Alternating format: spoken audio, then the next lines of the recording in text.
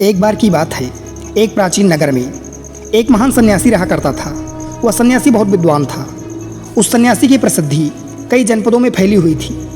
बहुत दूर दूर से लोग अपनी समस्या लेकर आते थे। सन्यासी सभी लोगों की समस्याओं को बड़ी आसानी से सुलझा देता, जिस वजह से वह पूरे राज्य में प्रसिद्ध हो गया था। लेकिन जिस नगर में वह रहता था, उस नगर का राजा एक क्रूर व्यक्ति था।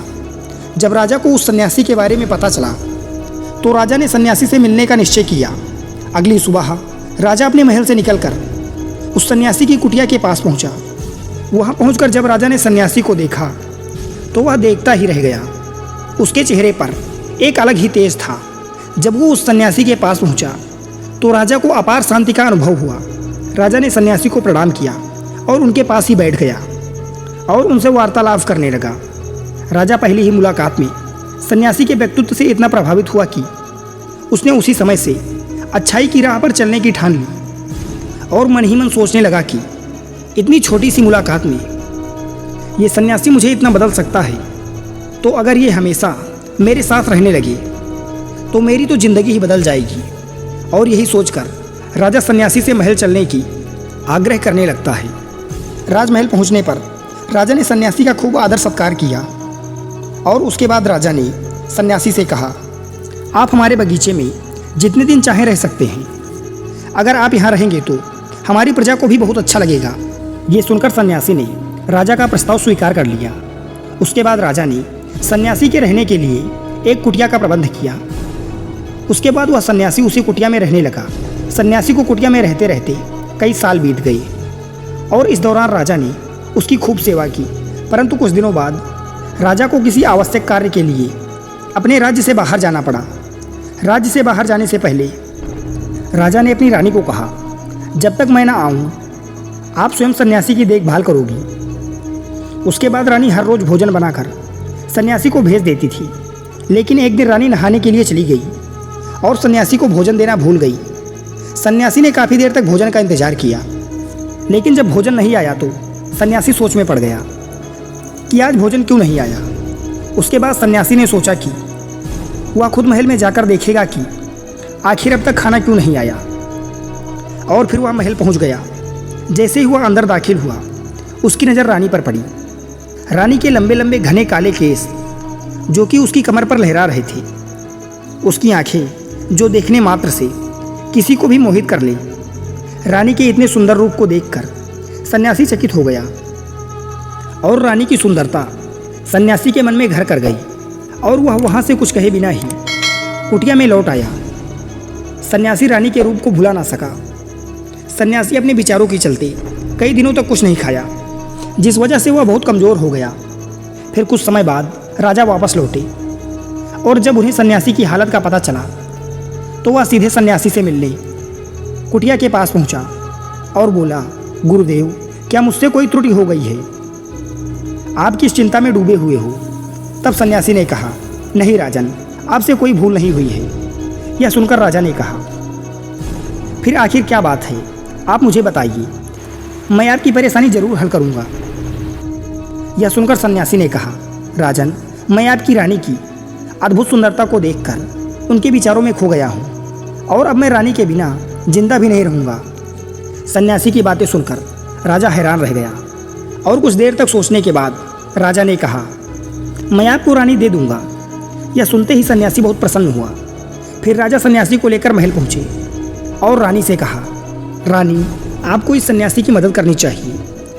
ये बहुत कमज़ोर पड़ गए हैं और मैं नहीं चाहता कि किसी ज्ञानी पुरुष की हत्या का कलंक मुझ पर लगे। राजा की आवाज़ सुनकर रानी ने राजा से पूछा, आखिर इस सन्यासी के दुख का कारण क्या है? तब राजा ने रानी से कहा कि सन्यासी आपकी सुंदरता के दीवाने हो गए हैं। राजा की आवाज़ सुनकर रानी ने कहा, राजन, आप चिंता ना करें, अब आप सब कुछ मुझ पर छोड़ दीजिए। मुझे पता है मुझे अब क्या करना है। उससे आपके ऊपर ना तो सन्यासी की हत्या का पाप पड़ेगा और ना ही उससे मेरी पवित्रता नष्ट होगी। रानी की आवाज़ सुनकर राजा ने रानी को सन्यासी को सौंप दिया। उसके बाद सन्यासी रानी को लेकर कुटिया में पहुंचा। कुटिया में पहुंचकर रानी ने सन्यासी से कहा कि हमें रहने के लिए घर चाहिए, हम इस झोपड़ी में नहीं रह सकते। यह सुनकर सन्यासी राजा के पास गया और राजा से कहा, हे राजन, हमें रहने के लिए घर चाहिए। सन्यासी की बात सुनकर राजा ने उन्हें रहने के लिए घर का प्रबंध किया। फिर सन्यासी रानी को लेकर घर पहुंचा और उसके बाद रानी श्रृंगार करके सन्यासी के पास आई। जैसे ही सन्यासी रानी के पास आना चाहा, रानी ने सन्यासी से कहा कि आपको पता है आप कौन हैं और अब आप क्या बन गए हैं। आप एक महान सन्यासी थे, ऐसा सन्यासी जिसके पास लोग दूर दूर से ज्ञान ग्रहण करने आते थे, जिसकी लोग भगवान के रूप में पूजा किया करते थे, और आज आप अपनी वासना के कारण मेरे गुलाम बन गए हैं। रानी की इन बातों को सुनकर सन्यासी को झटका लगा और उसे महसूस हुआ कि वह तो एक सन्यासी है और वो ये सब क्या कर रहा है।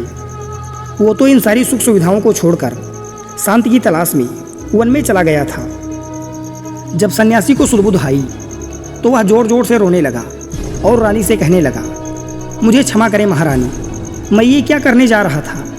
मैं अभी इसी वक्त आपको राजा के पास छोड़कर आता हूँ। इसके बाद सन्यासी रानी को लेकर राजा के पास पहुँचा और बोला, हे राजन, मुझे क्षमा कीजिए, मुझे अपनी गलती का एहसास हो गया है। ये लो आपकी रानी, मुझे ये सब नहीं चाहिए। मैं अपनी काम वासना के वशीभूत होकर ये गलत कार्य करने जा रहा था और अपने जीवन को बर्बाद कर रहा था। अब मुझे सब कुछ समझ आ गया है। उसके बाद सन्यासी ने कहा, हे राजन, मनुष्य के बर्बादी का कारण ये 4 आदतें होती हैं, लेकिन जो व्यक्ति इन 4 आदतों पर नियंत्रण पा लेता है वह बर्बादी से बच जाता है। ये सुनकर राजा ने कहा, हे गुरुदेव, आप मुझे वो 4 आदतें बताइए जिनसे मनुष्य की बर्बादी हो जाती है। फिर सन्यासी ने कहा, हे राजन, मनुष्य को बर्बाद करने वाली पहली आदत है उसकी अनंत इच्छाएं। व्यक्ति का पहला अवगुण होती है, और जो व्यक्ति अपनी इच्छाओं पर नियंत्रण नहीं रख पाता वह जीवन में कभी सफल नहीं हो पाता। फिर सन्यासी ने कहा, हे राजन, मनुष्य का दूसरा अवगुण उसकी वासना है। वासना का जन्म हमारे मन में उठने वाली इच्छाओं से होता है। जिस प्रकार इच्छाओं का अंत नहीं होता, उसी प्रकार मनुष्य वासना के जाल में फंसता चला जाता है। वासना में वशीभूत होकर इंसान को कुछ भी नहीं नजर आता। स्त्री के प्रेम में वशीभूत होकर कितने राजा महाराजाओं ने युद्ध किए हैं। रावण, जो कि परम ज्ञानी था, उसकी मृत्यु का कारण भी एक स्त्री ही बनी थी। सन्यासी ने कहा, मनुष्य को बर्बाद करने वाली तीसरी आदत है उसका क्रोध। जब मनुष्य की वासना की पूर्ति नहीं होती तो उसे क्रोध उत्पन्न होता है। फिर सन्यासी ने कहा, मनुष्य का चौथा अवगुण लालच है। हे राजन, लालच का फल हमेशा ही बुरा होता है। लालच में पड़कर हम बहुत लोगों का बुरा कर देते हैं। फिर अंत में सन्यासी कहता है कि हे राजन, अगर मनुष्य इन 4 आदतों को छोड़ देता है तो उसे जीवन में सफल होने से कोई नहीं रोक सकता। दोस्तों, कहानी अगर पसंद आई तो चैनल को सब्सक्राइब अवश्य करें। धन्यवाद।